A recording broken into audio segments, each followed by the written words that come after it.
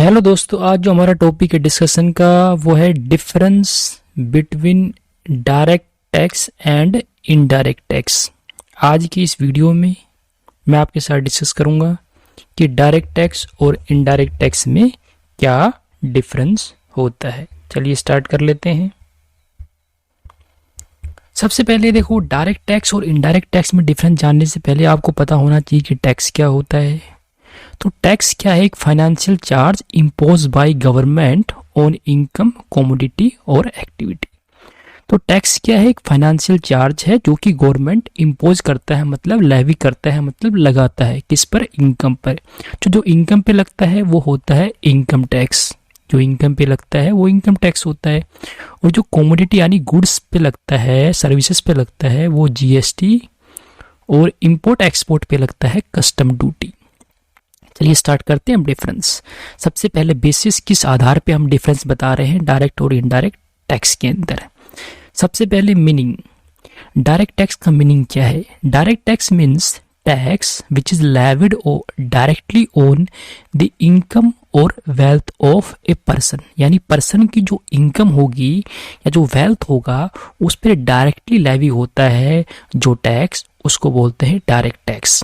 Indirect tax का मतलब, indirect tax means tax which is levied on the price of a goods or service। यानी goods और service के price पे जो टैक्स लेवी होता है वो होते हैं इनडायरेक्ट टैक्स, यानी इनडायरेक्ट टैक्स, जैसे जीएसटी।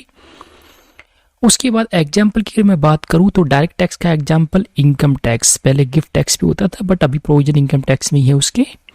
इनडायरेक्ट टैक्स का एग्जाम्पल जैसे गुड्स एंड सर्विसेज टैक्स, जिसको हम शॉर्ट में बोलते हैं जीएसटी, कस्टम ड्यूटी। उसके बाद इंसिडेंस एंड इम्पैक्ट। इसका मतलब क्या होता है कि बाहर जो है वो किस पे जाएगा, यानी कौन सी इनकम जो होगी उस पे डायरेक्ट टैक्स लगेगा, कौन सी कमोडिटी पे जीएसटी लगेगा, यानी इनडायरेक्ट टैक्स लगेगा। तो इंसिडेंस और इम्पैक्ट की हम बात करें तो डायरेक्ट टैक्स में क्या बोला गया कि the person on whom it is levied, यानी जिस पर्सन पे ये लगाया जाता है, बियर सच टैक्सेस, यानी उसी को ये बियर करना होता है, उसी को सहन करना होता है। तो कहने का मतलब ये है जिस पर्सन पे ये लगेगा उसी के ऊपर ही ये फॉल होता है, उसी को ये पे करना होता है, उसी को बियर करना होता है।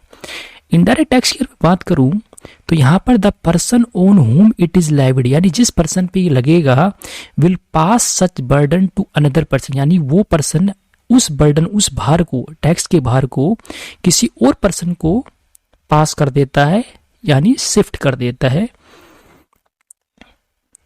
तो यहां पर जो इनडायरेक्ट टैक्स है वो फॉल करेगा डिफरेंट पर्सन पे, यानी अलग अलग पर्सन पे। जैसे मैन्युफैक्चर गुड्स देगा डिस्ट्रीब्यूटर को, डिस्ट्रीब्यूटर देगा रिटेलर को, रिटेल देगा कंज्यूमर को।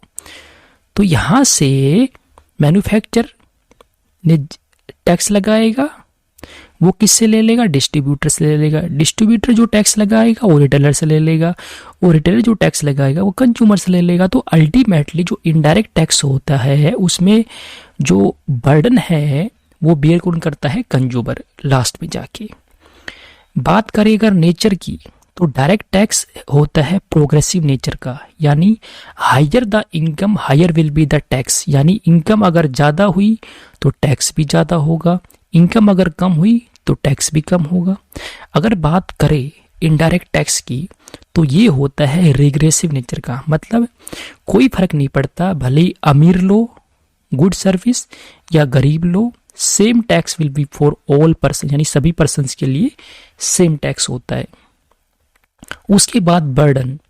डायरेक्ट टैक्स में मैंने आपको बताया कि टैक्स बर्डन जो है वो शिफ्ट नहीं होता, मतलब मान लो ए पे अगर ए की कोई टैक्सेबल इनकम है तो इस पे जो टैक्स लगेगा वो ए को ही बियर करना है, ए को ही पे करना है गवर्नमेंट को। बट इनडायरेक्ट टैक्स में टैक्स बर्डन जो है वो शिफ्ट होता है। मैंने आपको बताया कि मैन्युफैक्चर से डिस्ट्रीब्यूटर, डिस्ट्रीब्यूटर से रिटेलर, रिटेलर से कंज्यूमर, कंज्यूमर अल्टीमेटली बियर करता है टैक्स का लायबिलिटी पूरा। उसके बाद अगर इवेंट, यानी कौन सी ऐसी इवेंट होगी जिस पर डायरेक्ट टैक्स लेवी होता है, तो टैक्सेबल इनकम, अगर पर्सन की इनकम जो है वो टैक्सेबल है, टैक्सेबल, तो वो इवेंट होगी जिस पर डायरेक्ट टैक्स लग जाएगा। और इनडायरेक्ट टैक्स की बात करें तो यहाँ पर कौन सी इवेंट होगी, यहाँ पे होगी सप्लाई किसकी, गुड्स या सर्विस की, तो लग जाएगा इनडायरेक्ट टैक्स। एवेजन यानी टैक्स चोरी की बात करें तो डायरेक्ट टैक्स के अंदर जो टैक्स एवेजन है वो पॉसिबल है, टैक्स चोरी की संभावना है।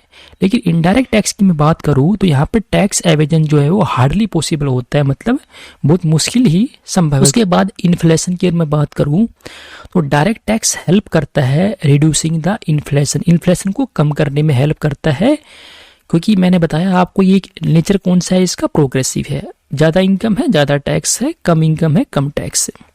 अगर बात करें इनडायरेक्ट टैक्स की तो यहाँ पर इनडायरेक्ट टैक्स में क्या होता है, जो कॉस्ट होती है गुड सर्विस की वो इंक्रीज हो जाती है यानी बढ़ जाती है due to levy of indirect tax, क्योंकि टैक्स जो है वो गुड सर्विस के कॉस्ट में शामिल हो जाता है लास्ट में जब सेल्स प्राइस बनता है, तो इससे एक तरह से कॉस्ट बढ़ जाती है टैक्स लगने से। जैसे मैन्युफैक्चर जो है वो डिस्ट्रीब्यूटर को देगा तो डिस्ट्रीब्यूटर की कॉस्ट बढ़ जाएगी, डिस्ट्रीब्यूटर फिर रिटेलर को देगा तो रिटेलर की कॉस्ट बढ़ जाएगी, वो अपना प्रॉफिट मार्जिन ऐड करेगा। तो ऐसे ही इनडायरेक्ट टैक्स के अंदर बात करें इन्फ्लेशन की तो यहाँ पर इन्फ्लेशन जो है वो प्रमोट होता है, यानी महंगाई एक तरह से प्रमोट होती है, बढ़ती हुई दिखती है।